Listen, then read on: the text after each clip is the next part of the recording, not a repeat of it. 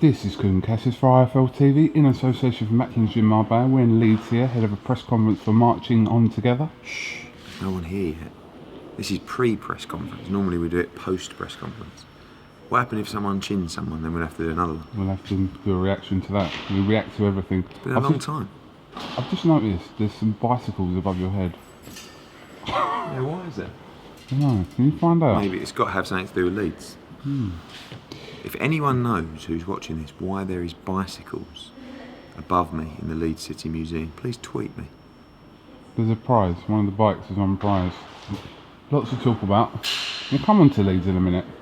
Over the weekend, Britain claimed a new world champion, Terry Flanigan. Not the most ideal way. I think a lot of people would agree in the way the title was won, but nevertheless he did win, and congratulations to Terry Flanigan. 100%, yeah. I mean, I think, should it have been a no contest, should it have been a technical draw? I suppose from a British boxing fan's perspective, who cares? Like you say, we've got another world champion. I think it's unlucky. I mean, it's not Terry Flanigan's fault. The kid popped his shoulder out. I think it's the whole accidental injury kind of thing. Is it an accident? Well, he's thrown a punch and it's happened, so he meant to do that. I know that Top Rank aren't happy. I mean, speaking with them about the RIOS fight, you know, and that hasn't helped because obviously they're reluctant to come to the UK anyway. But I'm guessing they'll appeal the decision. But it's a shame because I think it would have ended up being a good fight. You know, Terry Flanigan's a really talented fighter. Zapida is a little bit unknown but can certainly punch, and I think it was a really good matchup going into the fight. It's a shame that it's happened, but that's boxing. You know, no one could have done anything about it. But like you said, bottom line is a new world champ for Great Britain. Absolutely. Right, let's talk a little bit about marching on together. Joel Brunker, we know all about him. Obviously, fought Lee Selby, and when that fight happened, Selby and Brunker, I remember interviewing both of them, and they both said that a fight against each other was a harder fight than a potential fight with Gradovic. Back then, obviously, he's fought Gradovic, but what did you make of that? I think you know, the two fights were very similar. Selby, Gradovic, and Selby against Brunker. You know, two guys who like to come forward and walk down your opponents. Two guys who stylistically are perfect for Lee Selby. I think the Joel Brunker fight, and a lot of people have said this to me, even Lee Selby in his camp, what are you taking the Joel Brunker fight? Because obviously everyone's looking long term at Selby against Josh Warrington for next summer. You know, and a few, why are you taking the Joel Brunker fight? You know, can't you just keep him ticking on with wins and we'll set up the fight? And the answer is no. You've got to have these type of fights. Not just so we can provide 50-50 fights for the fans and broadcasters, but more importantly, so the fighters can develop, so that when they are ready for that big step up, that big challenge, they've had the experience and they've had the right fights to put them in that position. And I think, you know, that happens too often in boxing. I think, and I've been guilty of it in the past, there's no middle step, do you know what I mean? So you're beating guys quite comfortably, then you get the big shot and you take it, but you haven't had that 50-50 fight, you haven't had that acid test. And I think that's why Brunker's so important, because if Josh can't beat Joel Brunker, then perhaps he shouldn't challenge for the world title. But if he can beat Brunker and he can beat him well, in my opinion, he's ready and capable of a world title shot. So it's a very risky fight, and perhaps it's a fight too risky from a promotional sense in terms of Josh Warrington and what we've got here. Do you understand what I mean by that? You know, we're going to fill this arena, whether it's Joel Brunker or whether it's Sid Snott. He was the other choice, but we went with Brunker. But I just feel like we have to have this kind of fight, you know, and I think Warrington will thrive off this kind of fight. He knows what kind of fight this is, and it's going to be a brilliant fight. Styles, again, will gel perfectly. But we can go into a fight, Warrington can go into a fight, and the fans can go into a fight knowing this could go either way.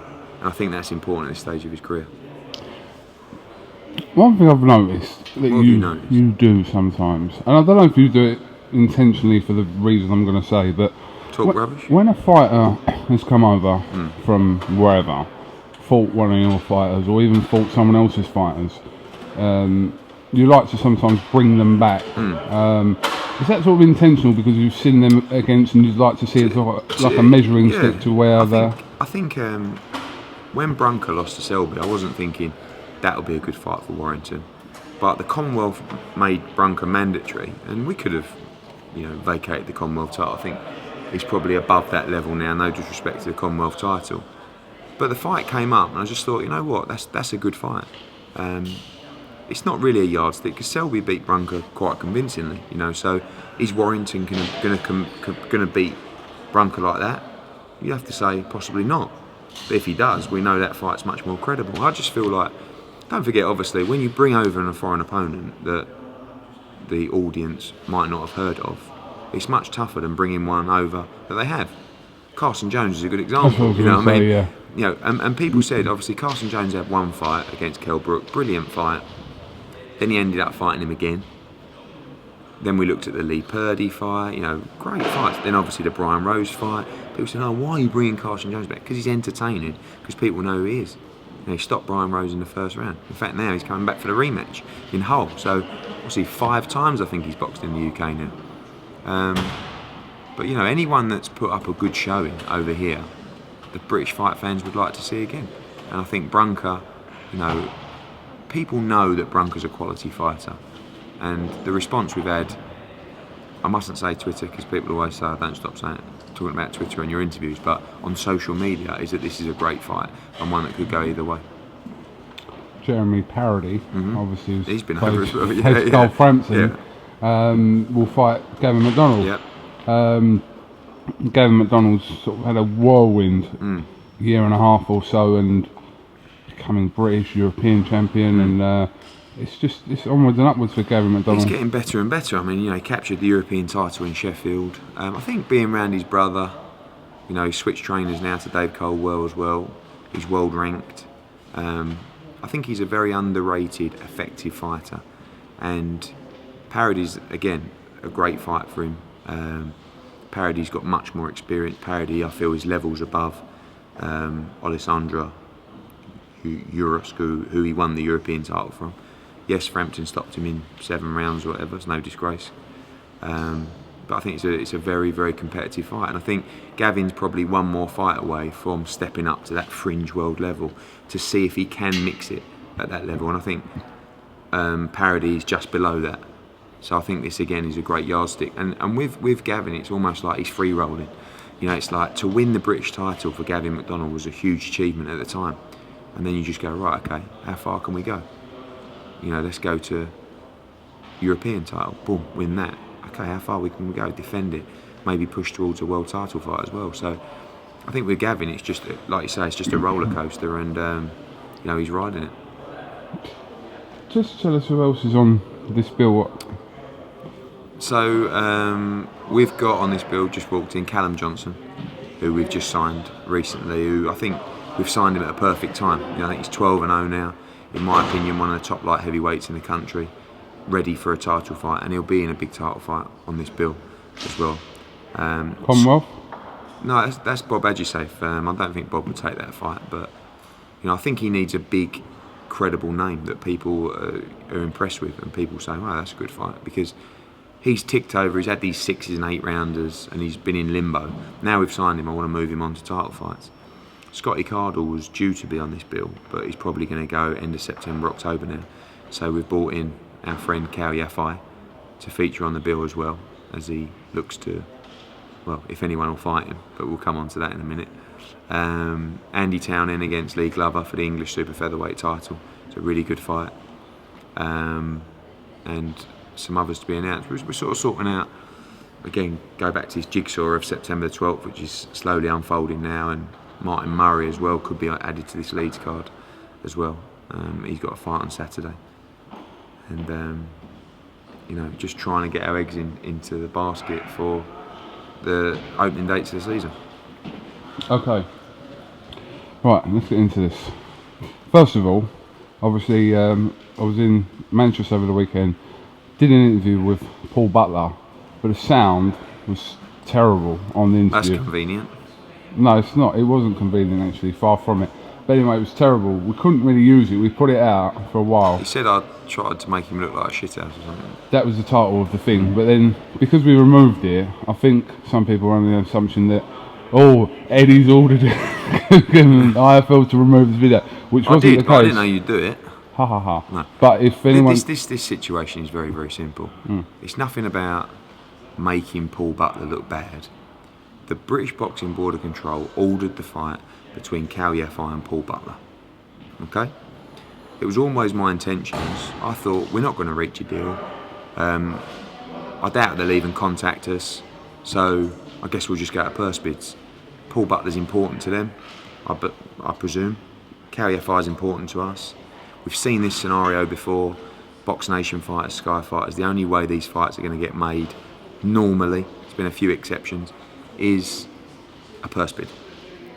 Then all of a sudden, not last week but the week before, Queensbury Promotions, Paul Butler's promoters, came on and asked how much we'd want for Yafai to box Paul Butler. So I said, well, make us an offer and I'll talk to Yafai. A couple of days later, they came back and they made us an offer for the fight. Very poor one. But we looked at the offer and said, no thanks.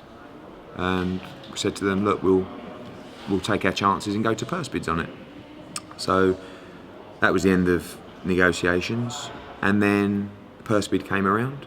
We put in a big size bid. They didn't. They bid as well. And we won. So we say October the 17th, live on Sky Sports, Butler versus Yafai in Birmingham. Brilliant fight, absolutely wonderful fight for boxing, for the broadcasters, for the fans, for the fighters. And then, obviously, it's not a secret. The British Boxing Board of Control announce what's happened at the purse bids, and it goes out to the media and everyone on their distribution list. So I tweeted and said, great news, we won the purse bid, blah, blah, blah, blah, blah. Paul Butler came out and said, oh, as if I'm taking that fight, like, you know, well, trying to make me look bad. I don't know if Paul Butler wants that fight or not. All I know is his team want that fight because they made us an offer for the fight and they bid at purse bids. So of course they want the fight.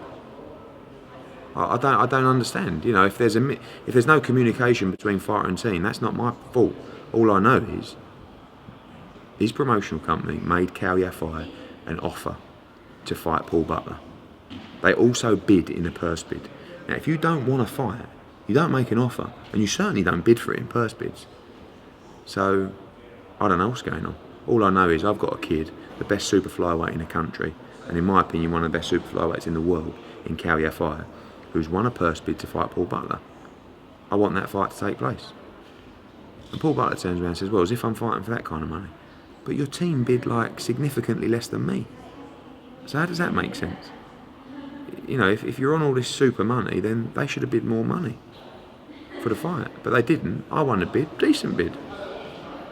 I want the fight to happen. I think it's a great fight. You know, Paul Butler's got a chance to have a big fight in front of a huge crowd and live on Sky Sports. I suggest he takes it. But, you know, now they start talking about Jamie Condon again. I like Jamie Condon, I like his team and everything. He's not in Yafai's league, in my opinion. If he wants that fight, he can come and fight him in October. But we don't, you know, the Condon fight is, you know, he's just had a war, he was magnificent in that fight. We want to fight Paul Butler. We won a purse bid to fight Paul Butler. Paul Butler has to fight Yafai, and if he doesn't, he's ducking him. Because it's not a case of him pulling out and saying, no, I'm concentrating on world level. You asked for the fight. You made us an offer and you bid. You want the fight, but we won a purse bid, so take the fight. And unfortunately, and I don't believe that fighters duck fights, and Paul Butler's not the kind of kid to duck a fight, that's for sure. But if he doesn't take this fight with Yafai, he's going to make himself look very, very silly. And it might not be his fault, but that's the position he's in. From Paul Butler's point of view, though, I suppose, what is the sense of him defending his British title? But forget KUGAN, or whatever your name is. Forget the British title. It's not necessarily a fight for the British title. These are two world-ranked kids. Okay, I'm sure we could make it a world title eliminator as well. it's about the fight. It's about the profile of the fight.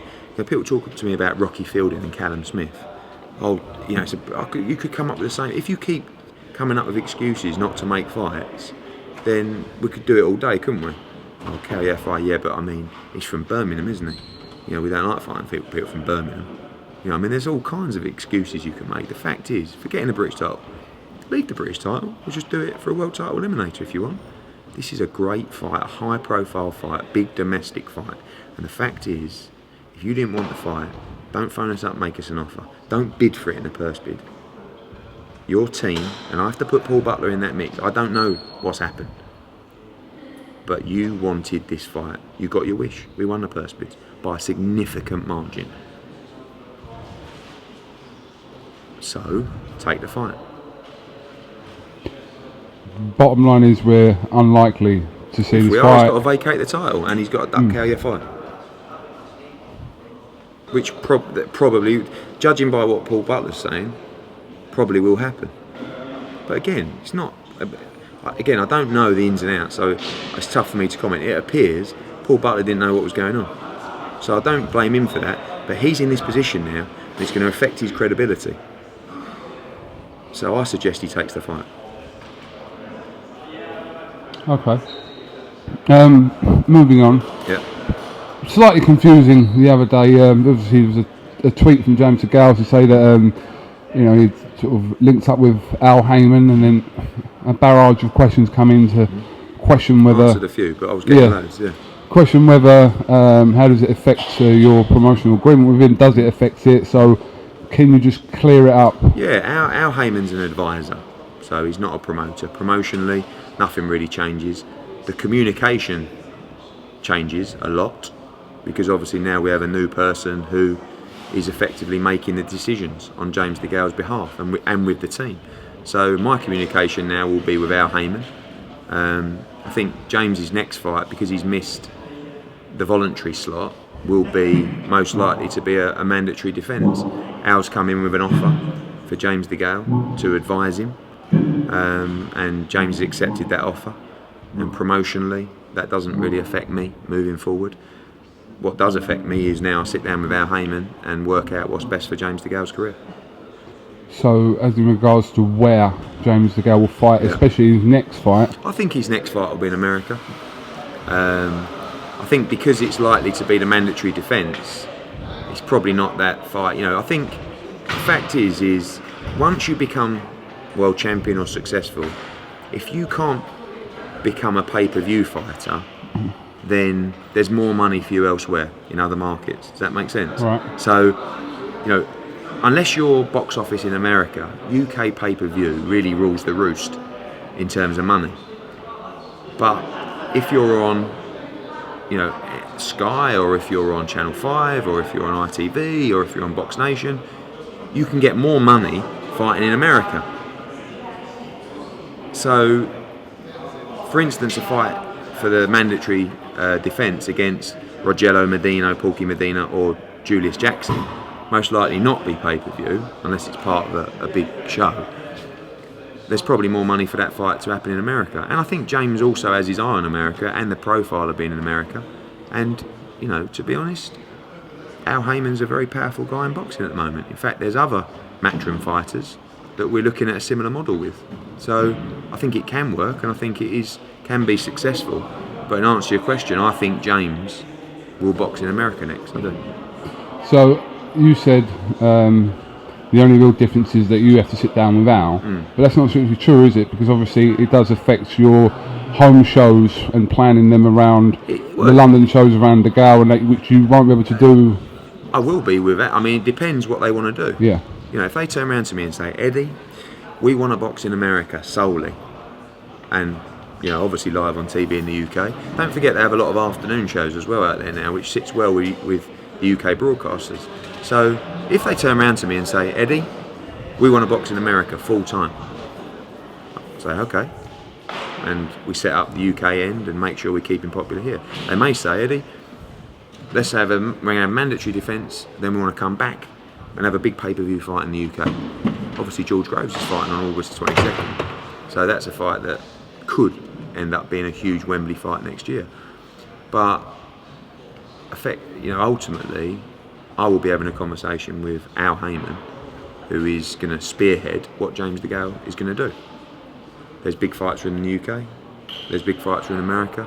It's really up to them and James in terms of where they want to box. I'd like him to box in the UK all the time, but I think financially, if it's not on pay-per-view, there's more money for him to box in the US for those particular fights. So if DeGALE was fighting on the PBC shows, is this going to be a question of who the broadcaster is going to be every time he fights? No, I mean, look, whilst I'm working on a promotional side, obviously Sky Sports is going to be the choice for that. In long term, in 7 or 8 fights, if I'm not involved or whatever, then he'll have the option to, or Al will have the option to, effectively choose where he wants to box. For me, the obvious financial model is to try and box James DeGALE on pay-per-view. That could be in America on a primetime show, as in primetime in the UK. But I think short term, we know where we are. Long term, anything can happen. But I think we've done a great job for James. I think his popularity has soared considerably. He's been fantastic. This was obviously a big opportunity for him. And like I say, it's not an unfamiliar model. And again, go back to, there are other Matchroom fighters that I think this model can work for. I'm not going to stop a fighter. If a deal is right for a fighter, then I'm not going to stand in the way and say, oh, this isn't the right deal. And there are, like I said, there's certain fighters, and you probably will see more over the next week or so.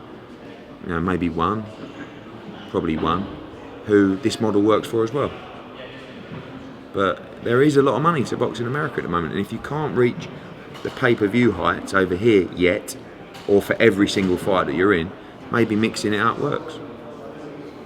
Is DeGale's deal with Haymon exactly the same as Frampton's?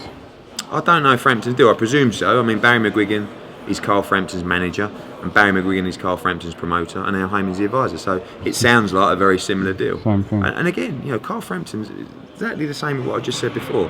Carl Frampton can make more money boxing in America than he can do boxing in England for that kind of fight. If he boxes on pay-per-view against Quigg, that's the biggest money fight out there for him.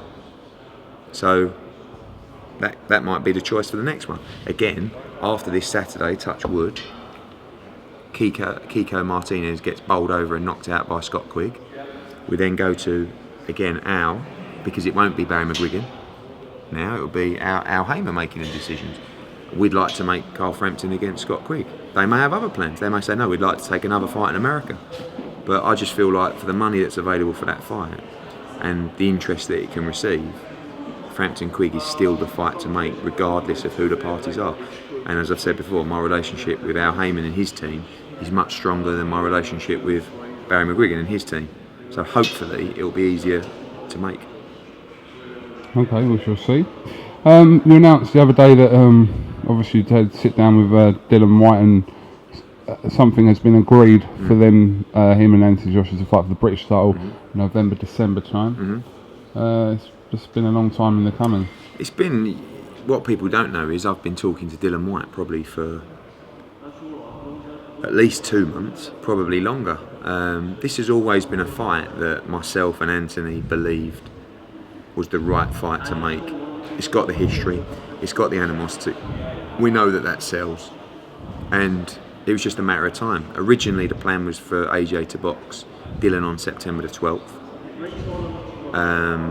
We were about to agree that deal, and Dylan hurt his hand. He had a break in the hand.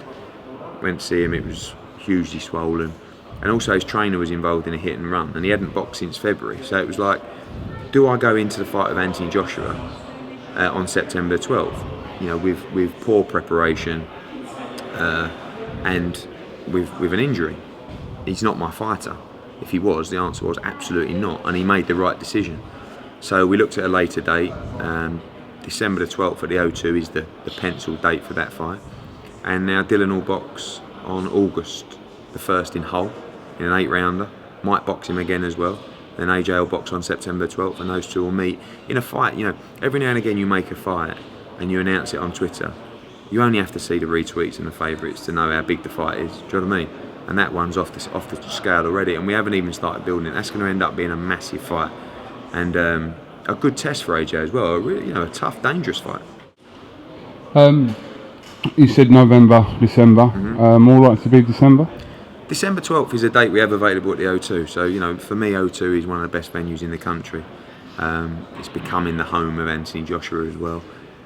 And, you know, no disrespect to the other venues in London, but I think if it meant waiting a couple of weeks, end of November ideally, but if it meant waiting a couple more weeks to get the O2, then that's where it'll be. Okay. As regards to the September 12th show, Brook, RIOS stalling a little bit? Stalling, and I think, again, I'm a big believer that everything happens for a reason, especially Anthony Crolla this weekend, but Kel's been rushed back into camp after the Frankie Gavin fight, and the RIOS fight is stalling.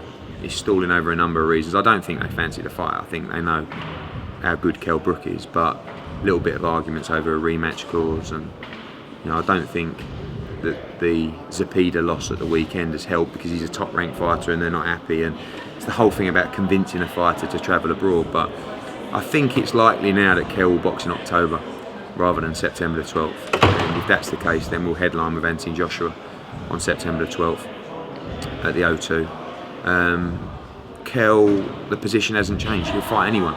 You know, in fact, after the Thurman fight, he phoned me and went, "Let's get Thurman." You know, I know Thurman won't travel, but if we have to travel for that fight, that's a fight that Kell Brook will take, and that's a fight Kell Brook will win. You know, I really rate Keith Thurman. I'm not taking anything away from him. I just think Kell Brook's a better fighter. But, you know, again, Kell Brook might be a fighter that one day we might have to travel to America with, because these big names, they don't want to leave America. So, you know, we can get the Rioses and Provodnikovs and Marquez's, I believe, to the UK, but for the Mayweathers and the, you know, maybe we have to travel, and that's not the end of the world. But you know, this is the world that we live in. But I think most likely Kell will probably box in October now. Which kind of puts your 12th show in a little bit of limbo. Yeah, I mean, look, it was planning to be a pay-per-view card on the 12th, and that would only really happen if Brook was in a big fight and we had significant other fights on the bill. So if not, I have no problem headlining with Anthony Joshua on normal Sky Sports. I think it's good for Anthony Joshua because I think he's going to do huge numbers against an opponent to be announced later this week or early next week in a big championship fight. So I don't have any problems with that. And then Brook go in October on pay-per-view. You know, perhaps even coupled up with a little Fury Klitschko fight as well. You never know. But I think my concern with Kell was that he was moving too quickly in between fights. You know, don't forget he boxed in March, then he boxed in May, then he literally 2 weeks straight back into camp. And you know, without the opponent confirmed for the 12th, it's quite hard to get your head around the fact that you're back in camp. And I think that it could be a good thing for Brook just to ease off the pedals and just go 4 or 5 weeks later. When you talk about Thurman, why don't you make an offer for Thurman then? I don't think. I mean, look, they're just not going to come to the UK. You know, they're doing their thing on the PBC, and if it means Kell travelling, then if the offer's right, then you know that's got potential as well. But at the moment, you've got two young, talented fighters in Thurman and Brook who are doing their own thing. You know, Kell Brook's got a huge box office pay-per-view potential in the UK. Thurman's a big draw in the US. I'm sure they'll meet at some point. You know, and I've told them since that fight, listen, if you want that fight, you know, we have no problems looking at it. But you know, Kell obviously needs the big fights, and you never know if neither Kell or Amir get that fight with Floyd Mayweather, maybe a little winter clash with that as well. Wishful thinking. All right. Well, listen, I think people are starting to gather here. Okay, is there anything else? Have I missed anything? No, just tune in. Obviously, we got. We'll to build talk up about this that week, Wednesday. About high stakes. Saturday night. Anything else to tell you? Do you know what? Just want to. So many people think that Martinez will beat Quigg this week. I know. It's a tough fight. You have to say that it's Quigg's toughest fight of his career, and you have to say that Kiko Martinez is dangerous, can punch. He's got a new trainer. Apparently, he's flying in camp, and it's a massive pressure fight for Quigg. All right, we'll talk about that on Wednesday at the press conference. Wednesday press conferences. Why? Just break the week up. You know, obviously you got Thursday. is a down day now. Friday's the one. I just think bring the activity forward. Yeah, break no, up the no, week. I'm feeling that. I'm sorry if you don't. No, I'm feeling don't that. agree with that, but Yeah, just not the. Good to normal see you with a little procedure. bit more Shut up. puff in your cheek. Don't you For ruin those who it? don't know, KUGAN CASSIUS, who was wasting away, wafer thin. I saw him this morning. I said, "You've been eating food this weekend?" And he said, "Yeah. How do you know? Just come back to normal. Your cheek. You need to." That's it. Well, it's not, because we went to the Peterborough services, come out the toilet, you've got a bag of Haribo and a toasted cheese and ham sandwich. Yeah, that's a complete lie, Eddie. It's not. Absolute complete lie. Alright, listen, we'll speak to you on Wednesday next, but press conference now. Let's hope it all goes off. Yeah, let's do it.